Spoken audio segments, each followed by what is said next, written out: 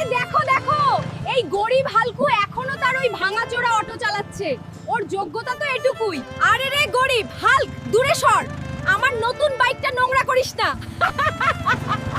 এই জমিদারের মেয়েটা বড্ড দেমাগ দেখায়। একদিন এমন গাড়ি কিনবো যে পুরো গ্রাম দাঁড়িয়ে দেখবে।